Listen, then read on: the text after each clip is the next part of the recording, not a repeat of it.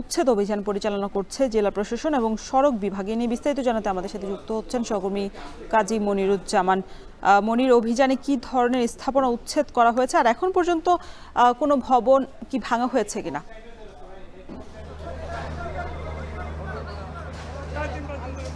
এখনো পর্যন্ত ৮টি স্থাপনা গুড়িয়ে দেওয়া হয়েছে 2টি এক্সকেভেটরের মাধ্যমে এবং এখন একটি পাকা স্থাপনা গুড়িয়ে দেওয়ার কাজ চলছে। আমরা দেখছি যে বেশ উত্তেজিত জনতা এবং পাশাপাশি প্রশাসনও তাদের কাজ কিন্তু চালিয়ে যাচ্ছে। সেক্ষেত্রে এখানে কিন্তু আমরা লক্ষ্য করছি যে বেশ উত্তেজনা রয়েছে এবং যারা এই অবৈধ স্থাপনাগুলো নির্মাণ করছেন তারা বেশ বাধাও দিচ্ছে কিছু কিছু ক্ষেত্রে। এখানে পুলিশ আছে, আমরা লক্ষ্য করেছি যে আনসার রয়েছে, জেলা প্রশাসন, সড়ক বিভাগ, বিদ্যুৎ বিভাগ, ফায়ার সার্ভিস সবাই আছেন। কাজ কিন্তু নির্বিঘ্নে চলছে আমরা লক্ষ্য করছি যে।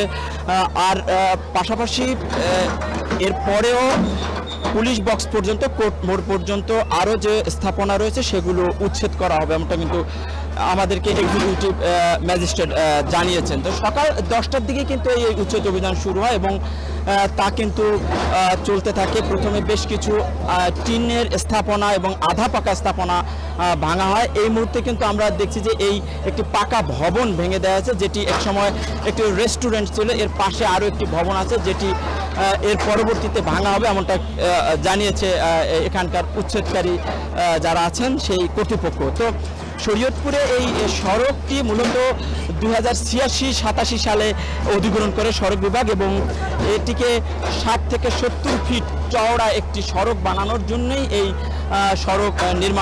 সড়কের জন্য অধিগ্রহণ করা হয়। কিন্তু সড়ক কিন্তু এরপর দেখা যায় যে অবৈধভাবে দখল করে দখলদাররা এবং সেই দখল উচ্ছেদ করে এখানে সড়ক নির্মাণ, পাশাপাশি ড্রেন, ফুটপাত নির্মাণের জন্য এই জমি ব্যবহার করবে, যাতে সড়কের সম্প্রসারণ হলে যানজটের ভোগান্তি কমবে। কারণ দিন দিন শরীয়তপুর শহর বড় হতো এবং সেই ক্ষেত্রে কিন্তু গাড়ির সংখ্যাও বাড়ছে, যানবাহন বৃদ্ধি পাওয়া কিন্তু যানজট বাড়ছে। তো স্থানীয়রা বলছেন যে এই উচ্ছেদের ফলে এই উচ্ছেদকৃত জমি যাতে আর পুনরায় দখল না হয় সে বিষয়ে যেন কর্তৃপক্ষ ব্যবস্থা গ্রহণ করে। তো এই ছিল আমার কাছে উচ্ছেদ অভিযান এখন পর্যন্ত। উচ্ছেদ অভিযান আরও চলবে, পরবর্তীতে আরও বিস্তারিত জানাতে পারবো। শরীয়তপুরে অবৈধভাবে স্থাপনা উচ্ছেদের কার্যক্রম চালাচ্ছেন জেলা প্রশাসন। সে বিষয়ে বিস্তারিত জানাতে আমাদের সাথে যুক্ত ছিলেন সহকর্মী কাজী মনিরুজ্জামান।